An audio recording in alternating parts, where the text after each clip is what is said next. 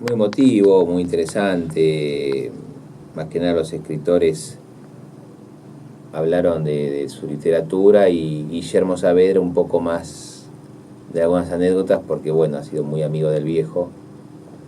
Y bueno, y yo traté un poco esto que te decía antes, de mostrar facetas del viejo a través de algunos reportajes. Yo tengo todo guardado el material de él, así que edité algunos videos y pudimos verlo a él en entrevistas y opinando sobre literatura y política, que era un poco los dos pilares de él, ¿no? Y también es parte de su vida, o de esto que te decía, de su caracterología de personalidad, que tal vez se armó como Como una una imagen de... imagen de tipo gruñón que no lo era, ¿no? Y que esto lo reconoce después Alberto Catena, que ha sido su biógrafo, Tito Cosa, que también dice, no, Andrés era un tipo muy cariñoso y muy amigazo. O sea, pasé esos reportajes para desmitificar esto un poco. ¿Y por qué crees que se armó esa imagen de él?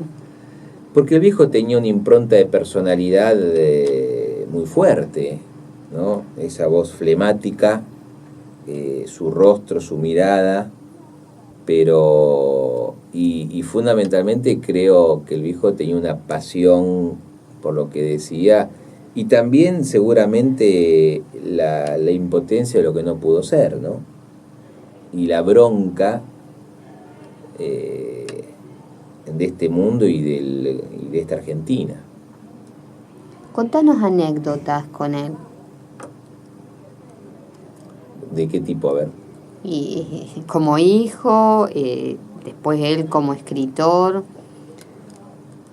Como hijo, te voy a repetir, mi relación con él se vuelve muy afectuosa y muy cariñosa y muy estrecha, te diría desde el 2000 en adelante.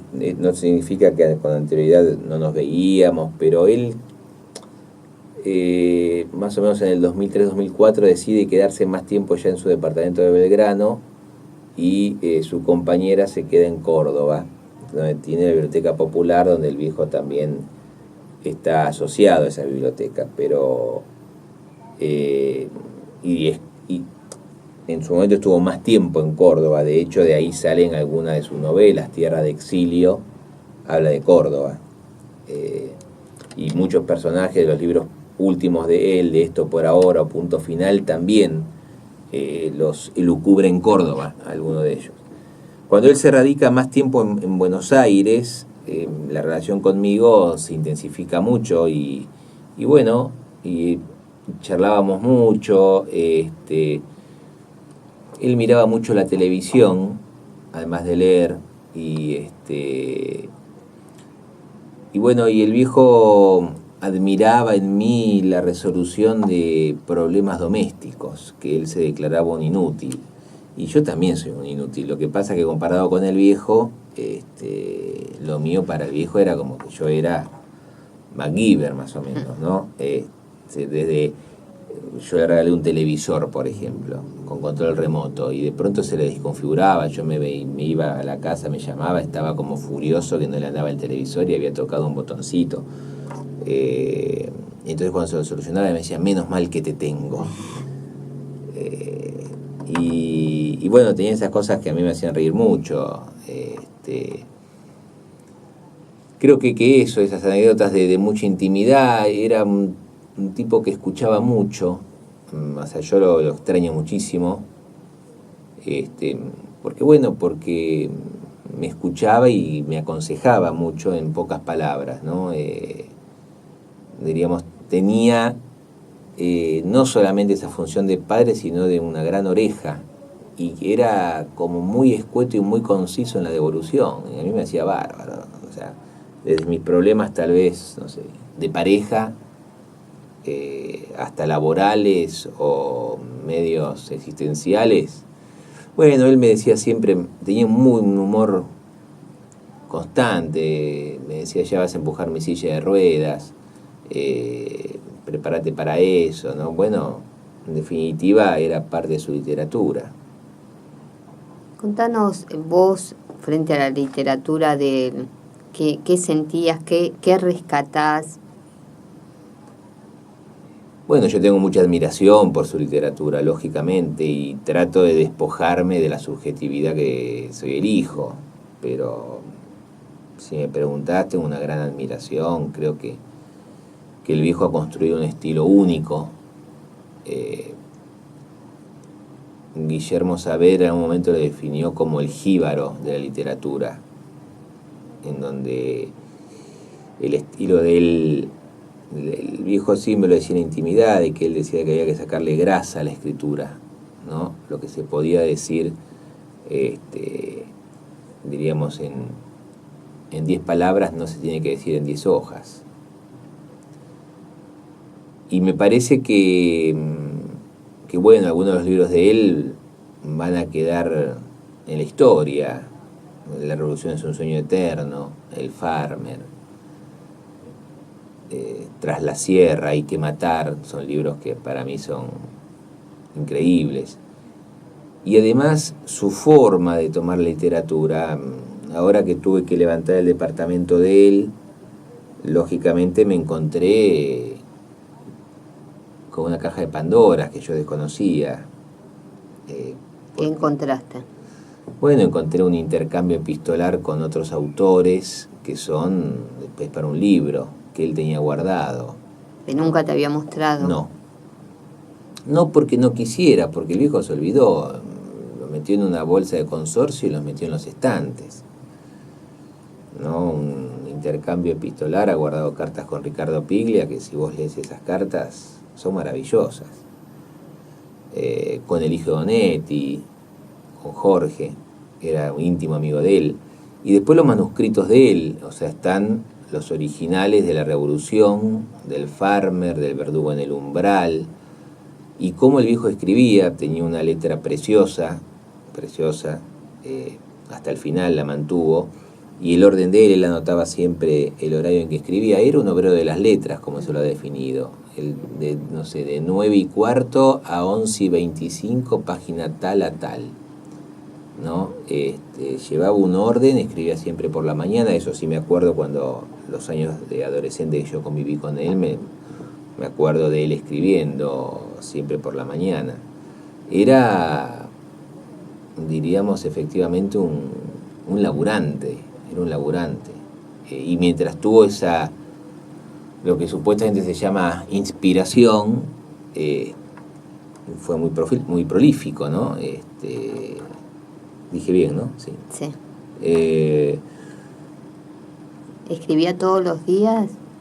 No, pero a veces cuando tenía algo en la cabeza podía llegar a terminarlo en 2 semanas. Sí, eso sí. A veces cuando tenía algo que ya lo atormentaba en la cabeza, sí escribía todos los días.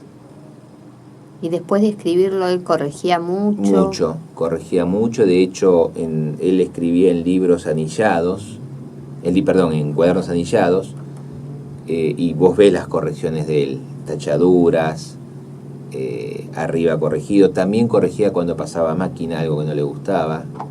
O sea, también yo tengo guardado los escritos de él pasados a máquina, el primer original pasado a máquina. No sabía lo que era una PC, no lo supo hasta el final, ni quería saberlo. ¿Por qué no quería? Porque se resistía, no quería saber nada con la tecnología. Absolutamente nada. Incluso él hablaba, bueno, le mandás un correo a... O sea, se imaginaba lo que podía hacer un correo porque lo había impreso, pero no tenía la más remota idea de cómo se mandaba un correo. El viejo tenía algo que para mí es fabuloso. Lo que a él no le interesaba, punto, lo desechaba, no estaba dentro de su mundo. No perdía el tiempo con eso. No me importa esto, no le daba bola. Eso qué bueno, ¿no? Sí. Realmente que uno pudiera hacer eso. Totalmente. No. Por eso creo que su mundo fue la lectura y la literatura y sus afectos, que siempre yo lo heredé de él, que fue tener muy pocos amigos. No creía en las amistades, diríamos, numerosas. ¿Y por qué no creía? Por eso, porque creo que el viejo sabía que eran muy pocos los que él podía congeniar y a los que él podía dar afecto. No podía dar afecto, o sea, él sabía quién y cómo, y creo que él dosificaba esa energía de amor y de cariño hacia los que él deseaba. El tiempo de él lo manejaba muy bien. Él te podía decir, si vos caías a las 8 de la noche, no tenía ningún problema de decirte a las 9:30, bueno, terminamos, te vas, te lo decía directamente. Me lo ha llegado a decir a mí. Él me decía Giorgio muy cariñosamente. Entonces me decía, bueno, Giorgio, ¿vamos a dormir? Te lo decía directamente, ¿no? Para un extraño caía. Dentro de las anécdotas que me preguntabas anteriormente, me vino una a la memoria, que yo me cagaba de risa cuando me lo contaba, me imaginaba del otro lado al receptor del mensaje del viejo, que lo llamaban de un periódico muy conocido. ¿Qué tal, Andrés? ¿Cómo estás? Mira, te llamo de tal diario para hacerte un reportaje. Discúlpeme, yo me acosté con usted a la noche. ¿Cómo? Sí, me acosté con usted. No lo entiendo. No, como me tutea, ¿nos conocemos?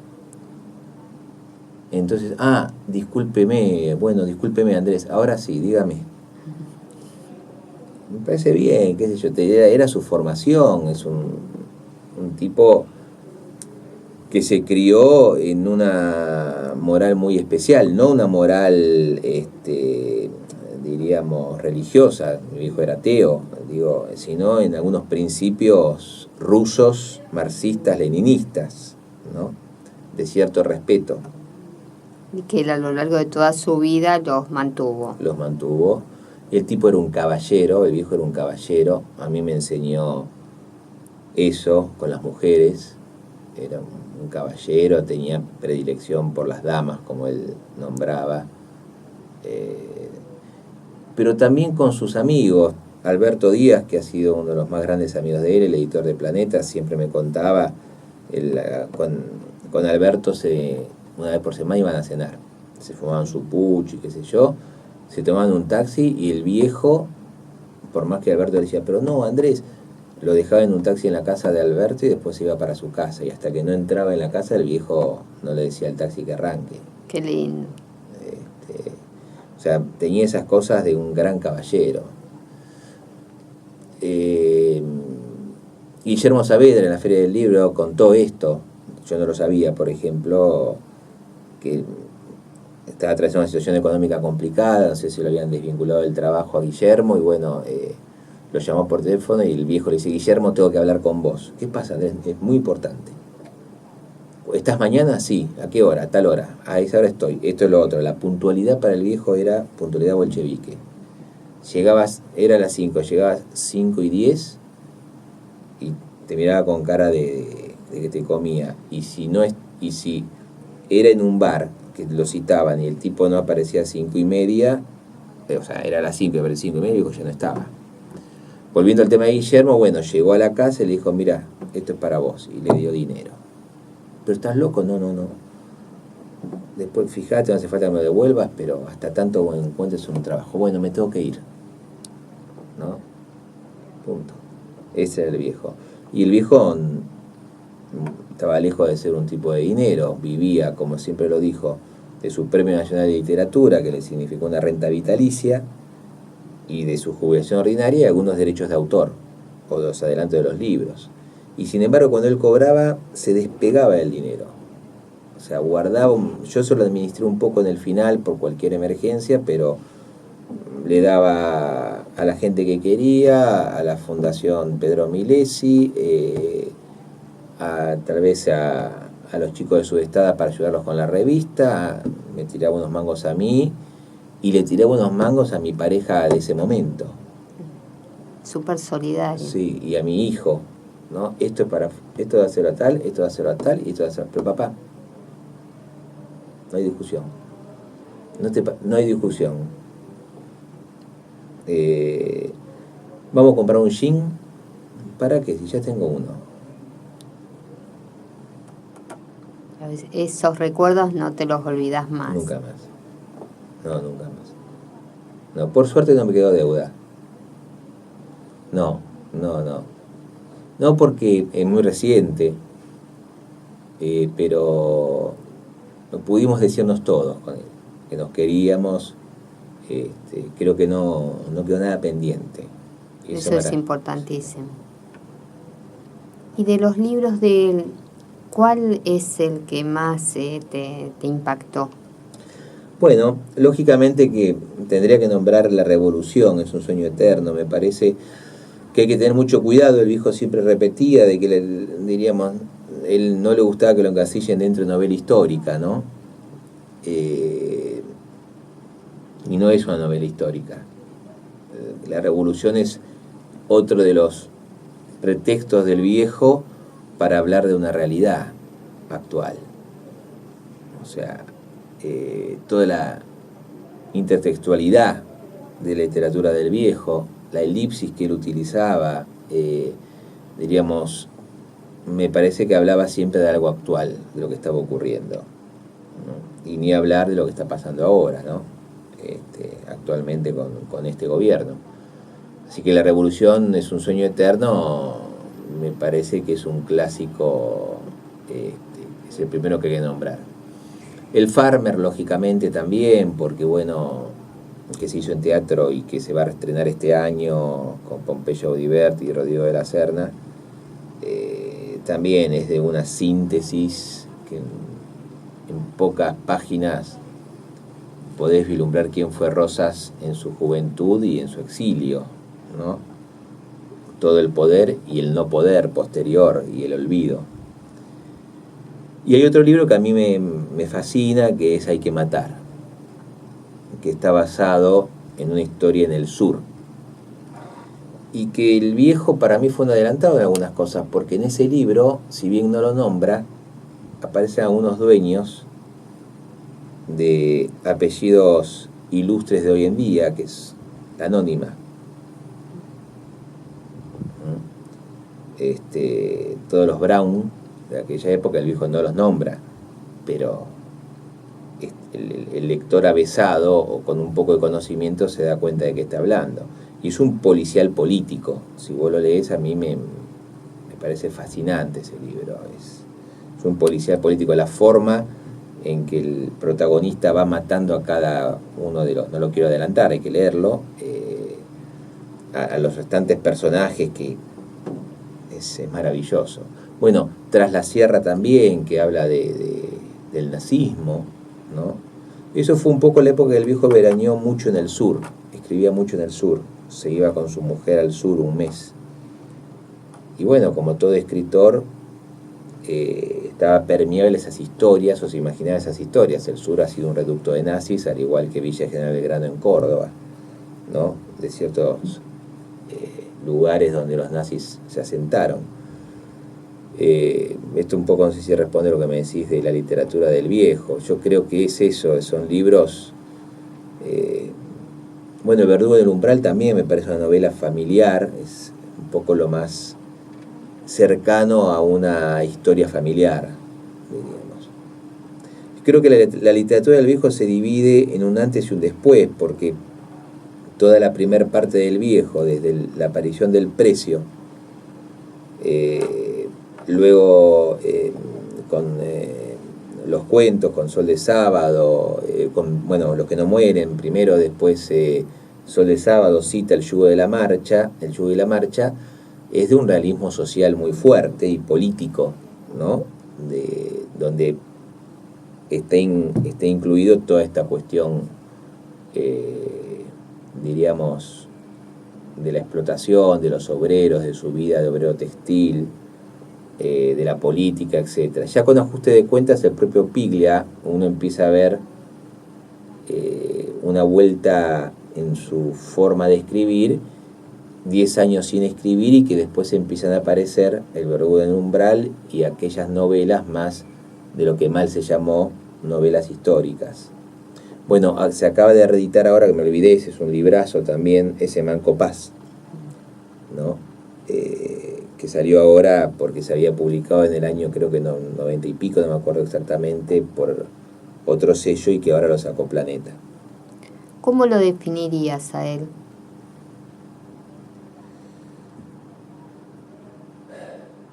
Es difícil. él se definió en su momento como que él quería ser recordado, Andrés Rivera, que fue y será un militante. Yo creo que está bien esa definición. El viejo fue un militante, y un militante de las letras, diríamos. Me parece que es la mejor definición para él. Recién contaste que encontraste cartas. ¿Pensás publicarlas? Es un tema que todavía no lo tengo decidido. Siempre estuve en contra de publicar aquello que tal vez no fue autorizado por el propio autor. Lo que pasa es que en este caso en particular yo me pregunto si no es un acto egoísta de mi parte, porque no hay nada que refleje una intimidad del viejo en esas cartas. Yo no publicaría nada, y de hecho me opuse a reportajes en los últimos años del viejo, no porque el viejo no estuviese lúcido, sino porque me parecía que él ya no quería, y era un esfuerzo muy grande para él hablar. Y físicamente hasta el último día él estaba presentable, anciano pero presentable. Volviendo a lo que me preguntás, por eso te digo que tengo que analizarlo, porque si hablamos del intercambio de las cartas de Piglia, por un lado, si bien son cartas que Piglia le manda al viejo, y hay algunas copias que existen de contestaciones del viejo, como abogado, tampoco las publicaría, pues es discutido el tema, sin una autorización de la familia de Piglia, ¿no? O de la mujer.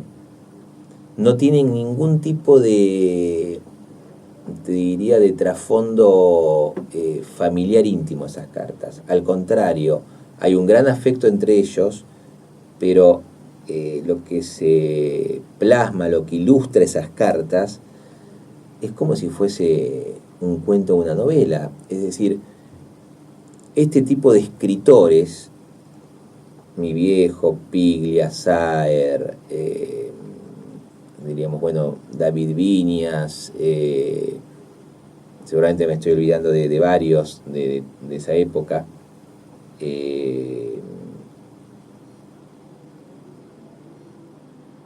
hablaban como escribían. Qué bueno, eso es buenísimo. Mi viejo me dejaba una nota, y esas notas las tengo guardadas, me dejaba una nota a mí, y esa nota no me decía nos vemos luego. ¿Sí? O sea, él te puede decir que en vez de cayó lluvia decía luego del aguacero. O las dedicatorias que vos ves del viejo en todos los libros a mí, no son dedicatorias de a Claudia con afecto, un Jorge Rivas. No, en 4 palabras él te podía poner una frase poética, que yo creo que en realidad la literatura del viejo tiene un contenido poético maravilloso. De esto no hay que olvidarse. No era una narrativa solamente despojada de poesía. La literatura del viejo es poesía. Es poesía, totalmente de acuerdo. Sí. Muchas gracias, Jorge.